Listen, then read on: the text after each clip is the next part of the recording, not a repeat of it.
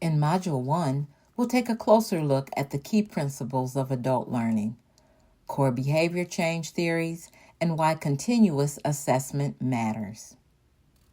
Understanding how adults learn and how behavior changes helps us see why continuous assessment is essential in coaching. Malcolm Knowles, often called the father of adult learning, developed the theory of andragogy to highlight the differences between how adults and children learn. He identified 5 key principles. Adults learn best when they have freedom and choice, when they can draw on prior experience, when learning feels personally relevant, when it's problem-centered, and when they're intrinsically motivated. First, adults learn best when they have freedom and choice. Coaching should be collaborative.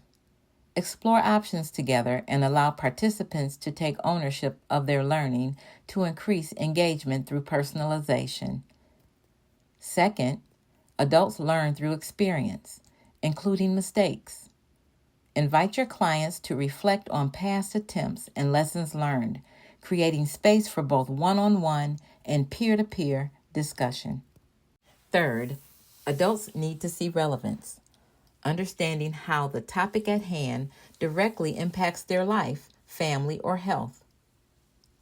Fourth, adults prefer problem-centered learning. They want to apply what they learn right away. And fifth, adults are driven by internal motivation. When goals align with their values, like spending more time with family or feeling more energetic, change is more likely to last.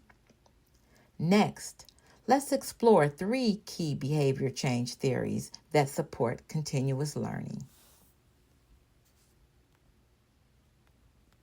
The social cognitive theory, developed by Albert Bandura, emphasizes how environment, observation, and self-belief shape behavior. Bandura's theory highlights 3 key components: self-efficacy, reinforcement, and modeling. Self-efficacy refers to the confidence in one's ability to succeed, which directly influences motivation and persistence. Coaches can strengthen self-efficacy by helping clients set small, achievable goals and providing consistent, encouraging feedback. Reinforcement focuses on how positive or negative responses affect the likelihood of repeating behaviors. You can apply reinforcement in your coaching by offering praise, recognition, and peer encouragement to celebrate progress and maintain momentum. Modeling is equally important. It allows clients to learn by observing others. Coaches can use modeling by sharing success stories or facilitating peer sharing, giving participants the opportunity to learn from relatable role models on similar journeys. The trans-theoretical model by Procaccia and Di Clemente describes change as a process through stages: pre-contemplation, contemplation, preparation, action, and maintenance. By identifying which stage a client is in, coaches can adapt their approach and meet them where they are. Each stage of change reflects a learner's awareness and readiness for transformation. On an ongoing basis, it is very beneficial for coaches to identify a client's current stage and adapt their approach accordingly. Determining your learner's readiness greatly assists coaches in tailoring interventions to participants' level of readiness rather than using one-size-fits-all strategies. Using quick check-ins such as, "How confident do you feel about making this change this week?" is a great way to gauge this aspect of your client's willingness and ability to engage in new desired behaviors. Lastly, it's key to understand how crucial practical application is, understanding that change is not linear and relapse can be a natural part of progress. It's important that coaches remain empathetic and create safe environments where setbacks are viewed as learning opportunities rather than failures. Finally, the self-determination theory by Deci and Ryan focuses on 3 internal drivers: autonomy, competence, and relatedness. When clients feel ownership, confidence, and connection, they're more likely to sustain behavior change.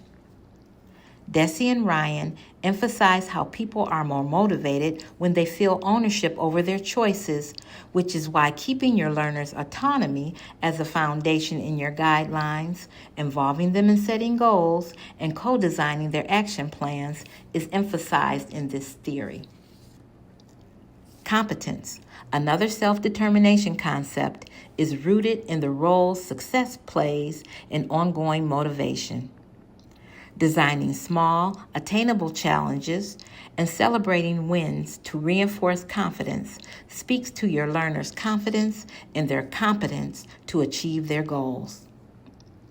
Finally, it is important that you are able to design an experience for your learner that they can relate to, allowing for connection and support to strengthen their commitment.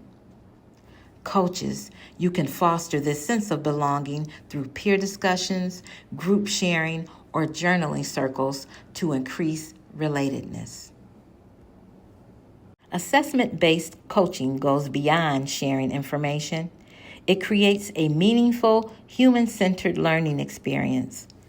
Continuous assessment helps identify growth areas early, reinforce self-awareness, build accountability, and shift focus from outcomes to ongoing growth. This approach links learning to lasting transformation, ensuring participants aren't just achieving goals, but living the change. That wraps up Module 1. I'm excited to see what you've learned. Now it's time to check your understanding.